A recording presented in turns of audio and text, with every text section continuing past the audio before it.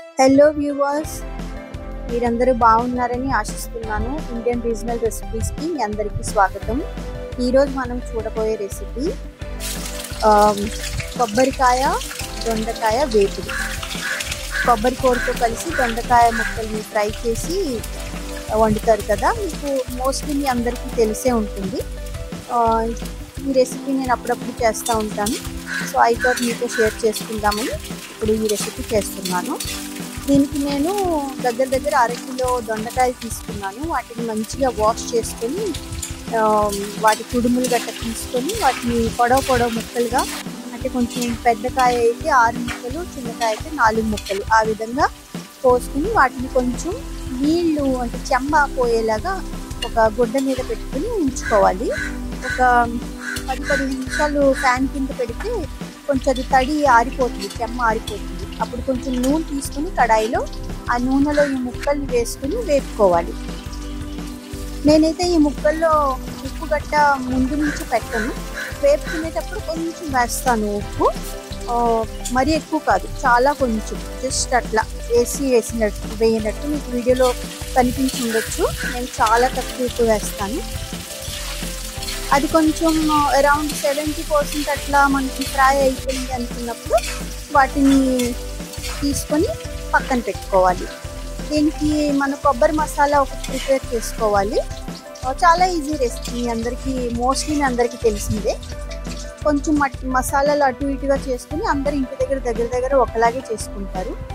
దీనికి నేను అరచిప్ప కొబ్బరికాయ, మీరు కోరు తీసుకోవచ్చు, కోరుకుని లేకపోతే ముక్కలుగా ఇట్లా మిక్సీలో కూడా పట్టించుకోవచ్చు. నేను ముక్కలు చేసుకుని మిక్సీలో పట్టుకున్నాను. దాంతోపాటు కొంచెం వెల్లుల్లి వేస్తున్నాను, ఒక 8-9 వెల్లుల్లి రెబ్బలు, కొంచెం తెల్ల నువ్వులు, చిన్న ఉల్లిపాయ ఉంటుంది కదా, చిన్న ఉల్లిపాయ ముక్కలు చేసుకుని ఒక 5-6 చిన్న ఉల్లిపాయలు, సాంబార్ ఆనియన్స్ అంటారు కదా, అవి కూడా వేస్తున్నాను. తర్వాత జీలకర్ర వేస్తున్నాను. మీకు ఈ ఉల్లిపాయలు లేకపోతే నార్మల్ ఉల్లిపాయలు వేసుకోవచ్చు.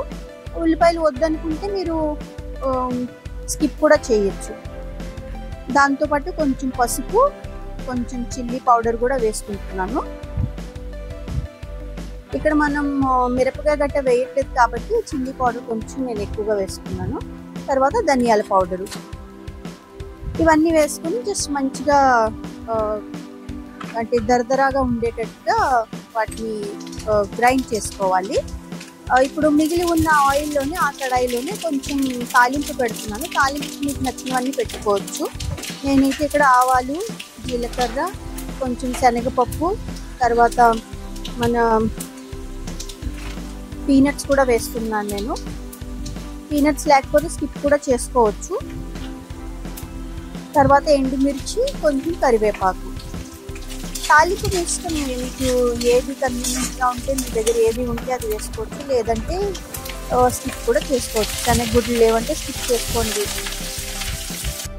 అట్లా తాలింపు కొంచెం వేగిన తర్వాత దాంట్లోనే మనం మిక్సీ చేసి పెట్టుకున్న మసాలా ఉంది కదా, ఆ మసాలాని వేసి కొంచెం సాటే చేసుకోవాలి.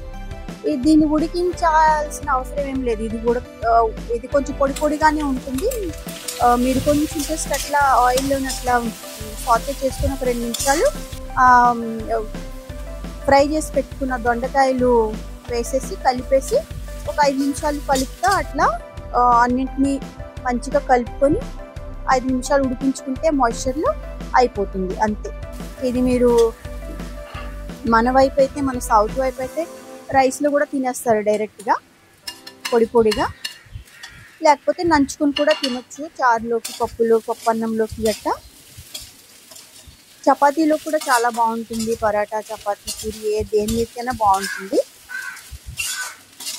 ఇది చాలా ఈజీ రెసిపీ ఫ్రెండ్స్, మీరు ఒకసారి ట్రై చేయండి.